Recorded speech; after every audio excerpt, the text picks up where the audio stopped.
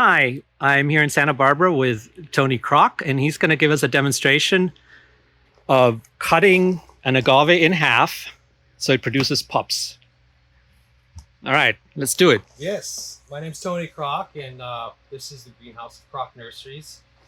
And my wife and I run the business now for about 7 years. And one of the main ways that we propagate agaves is by cutting them in half. And that's what we're going to do today. This is an opportunity to finally answer everybody's questions that I've been asked for, I don't know, what has it been, 10 years since I did the last demonstration at Succulent Gardens. That was quite some time ago, and our techniques have changed a lot. So they're refined. We use the references of that video for a lot of different things. We just do things differently. There's a lot of people around the world that have the same technique here in North America, China, Thailand, anywhere in Asia, really. People are starting to cut more and more. I just heard this year recently that somebody got hundreds of thousands of plants just with 10 plants in the course of 5 years. So the potential is really there if it's the right plant.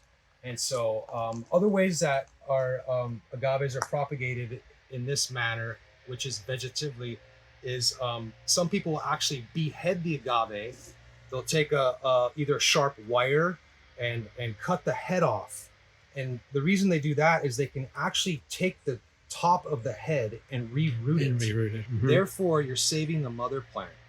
And my issue with that personally is that I've only seen plants gather a few pups that way. And in most of the cases that I've done that before, the plant has died. So I just stick to old-fashioned cutting or coring, which we'll go over now. So what a lot of people are most familiar with in this type of agave and other succulent propagation is coring instead of cutting in half, which we'll get into in a few. And this is a variegated okahui. It started out as a tissue cultured sport with just a few leaves of variegation. And over the course of, I don't know how long it's been, maybe 5 years, we're able to get a couple plants with solid variegation. So now it's time to core this plant.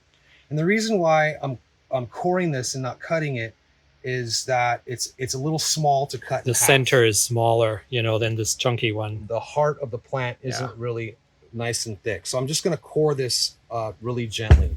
And it's a pretty easy process, kind of quick. And basically what you're doing is you're getting a sharp knife in a small plant like this. It's any kind of, even a steak knife would work.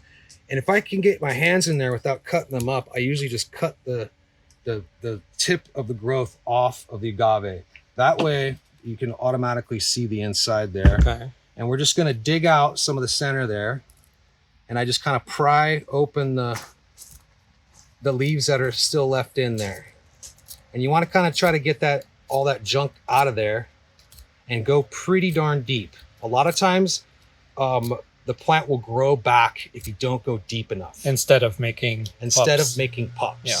And when you core plants like this, pups will come dichotomously through the leaf axils here, all throughout here. And then they could even pup from below because there could be some meristem tissue underneath the soil level, so on and so forth. So this is pretty deep and it looks good. We just want to keep that nice and dry. You don't want to get any water in there and let it sit. We just had an agave have issues with that. And how long does it typically take for pups to form? Typically, in a faster growing agave, it could be anywhere from 3 weeks to, I've heard of up to 1.5 years or even 2 years.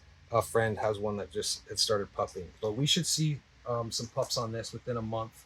It's a really healthy young plant. And can you estimate how many pups you might get? With coring, on this plant, I would estimate anywhere from 6 to 12 pups, something like that. It kind of depends on how healthy the plant remains. It's a little smaller. Okahui can be a little slower growing and just kind of a pain in the butt in general, especially when variegated. So I don't have my high hopes up for this particular variegated plant to produce an immense amount of offsets. But hey, even if you get just 3 or 4, it's more than you have now. Exactly, because this particular species does not offset, or rarely offsets, I should say.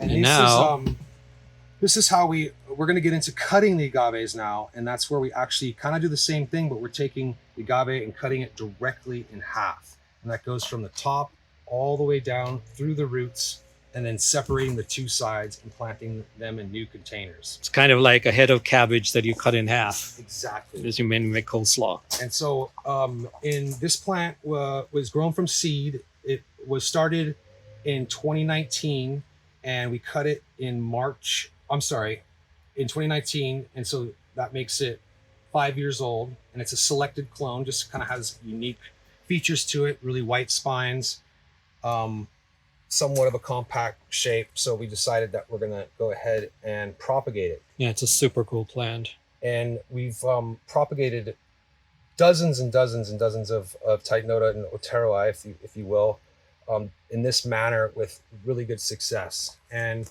this is a perfect size because you have a large center of the plant and a very strong heart or meristem, if you will. And so what we're going to do first is the same thing as I'm going to take out the center here, but this guy's a little bit more, toothier. So I'm going to go ahead and take a knife to take out that center. And that's a pretty chunky center. There's a lot there. Yes. And my U-line knife isn't the sharpest thing in the world either. So we're just going to take the center piece out. I know this is hard to watch, but it works. Mm-hmm. And that way you could see the center, which kind of looks like an onion cut in half. Yep. And therefore, when you're cutting the plant in half, you can guide your knife. You cut straight down the middle. Straight down the middle.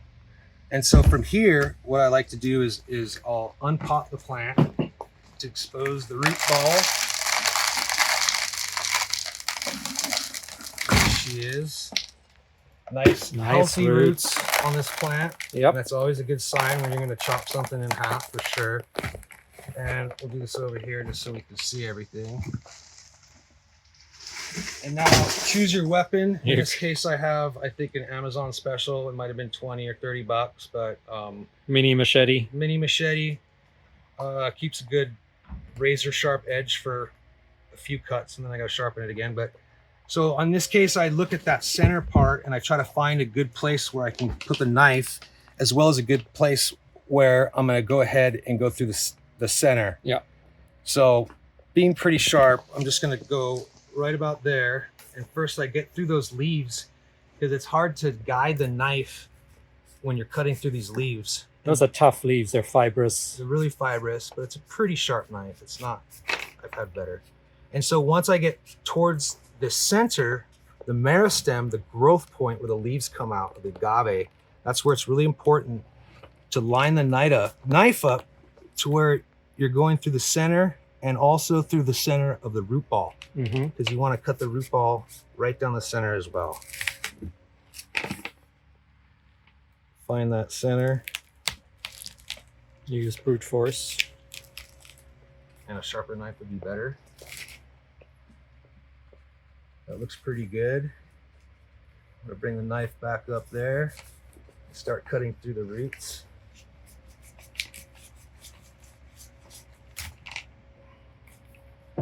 Gloves probably would have been better. In this case, it kind of looks like I might have gone a little bit off to the side.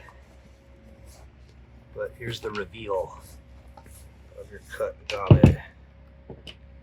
Yay! There she is. Looks tasty. Makes me want an artichoke. And the pups will then form right around here? They will form in two different places.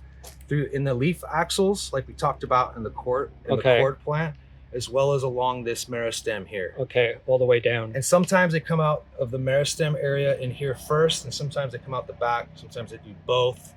But in a lot of cases, these plants will continue to pup for 2 years or sometimes even more to keep them healthy enough.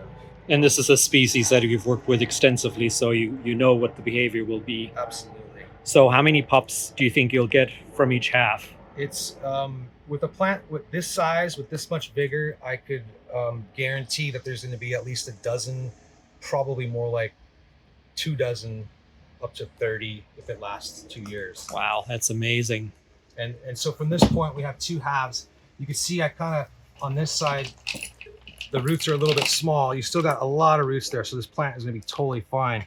On this side, we got a little bit more roots. You got a big, healthy, fat rootstock, and that's gonna support this whole half here. So what we're gonna see in the course of 6 months, this plant is gonna produce more pups faster. The pups are gonna be bigger. We'll be harvesting them quicker than this one. It's almost guaranteed. So it's really important if you're trying to get plants, pups from both sides of the plants to get even amount of root ball when you cut through. To try and be, and you can try this at home, but don't do it with a special plant. Practice with a cheap agave from Home Depot or one you already have. It's funny people say that, but I can't even tell you a plant that we've lost from doing this. They either will, in coring like this one, if I didn't go deep enough, it'll just grow back. Right.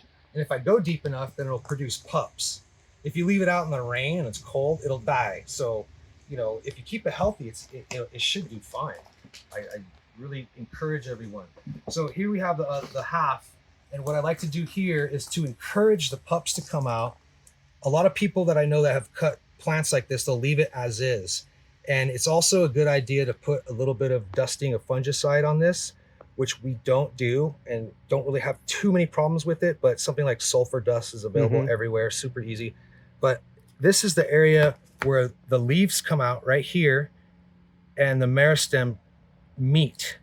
And so if you watch what I do with the knife here, it kind of cuts off just like an onion does.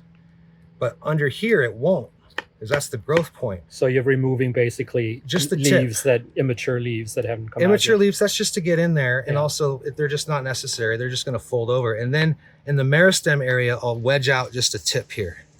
And I think that's important it makes the plant produce more pups a little quicker. It's just a theory that I have. It's never failed me, but we'll see how long that takes to make pups. Great. And now Tony's going to maybe show us a plant that's already produced pups. So here's a horta that is a variegate that we cut last year. And you can see this is a striated variegated plant, and it produces not only green plants, but also some nice plants, and it'll continue to produce. There's little ones underneath there that are popping out that have a little bit of variegation. So, and that's the variegated ones you're after. Yes, it's the variegated ones that I'm after. And that's a plant after it's been cut in half. Nice. So we had 2 plants like that. So that's a half a plant you're looking at. Yep. And this is the another pups on half a plant. Type nota that we cut in half. You can see this one we haven't harvested from. This one we did, I believe, late last year. And there's some really nice pups coming off of that, ready to be harvested. So you're taking them at this size? Yes. And when you take them, they're not going to have any roots at all? But at this size, they could start forming roots. Okay. So if you leave the plants on long enough, they will form their own roots. A lot of them will be aerial roots, or they will be close enough to the soil level to where they'll produce their own and eventually root themselves into the container. And then, of course, it's easier to just repot. It doesn't have to form roots because it already has roots. Exactly. All righty. Well, Tony, that was super helpful, super interesting. Thanks a lot. Thank you, guys.